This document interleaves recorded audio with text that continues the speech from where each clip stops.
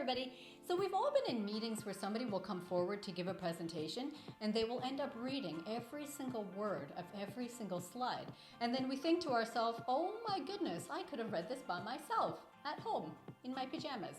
So the good news is that this is a totally solvable situation because in fact, when people read off of slides, it's usually because they have a little bit of anxiety about giving a presentation. So we can't be too hard on them because they are truly trying their best to get through the material. But with a couple quick strategies, they can certainly overcome any of those barriers. Now, at the base of all of this is important to remember that human beings are visual characters.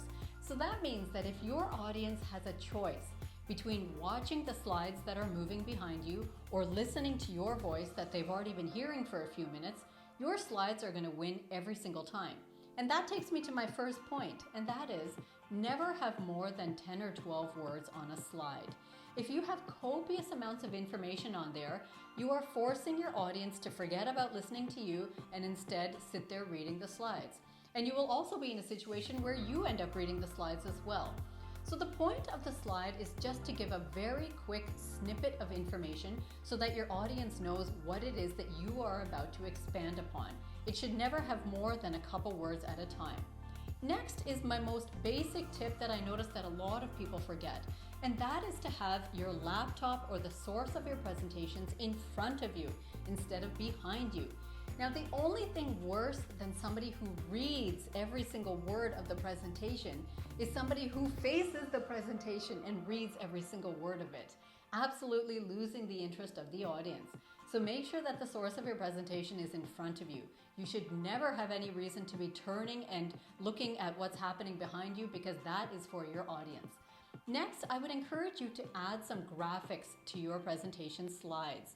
That helps to break up the monotony of always reading the text, and it also forces you to just speak about the topic rather than having anything to read. Now, there's an online marketer named Seth Godin who's brilliant at this.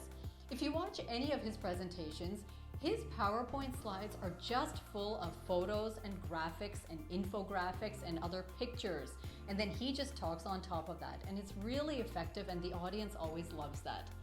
Next, I would encourage you to always intersperse some anecdotes and stories and practical applications and your own personal ideas about the things that you were talking about on your slide. Now, the reason for this is because people get really sort of tied up listening to all the technical information that's given on a slide. But as soon as you put in some practical application or some stories around it, it really breaks up that sense of theory versus real life. Also, there's no way that you can read a story off of a slide, so you will never end up doing that. You'll be able to just speak naturally on that topic. Now, last but not least is my most important tip, and that is to always have your own notes. Now, what do I mean by this? Usually what people do is they take a copy of exactly what their presentation is, and that is what they keep in front of them when they're making the presentation. When you do that, you are forcing yourself to read exactly what the audience is seeing. You should always have your own notes. The slides are for the audience, so let them own that. In the meantime, you should have your own things jotted down there that are separate from this text so that you can explain that naturally while your audience takes a quick look at your screen. So make sure that you try out these tips so that you can crush your next presentation. Until next time, take care.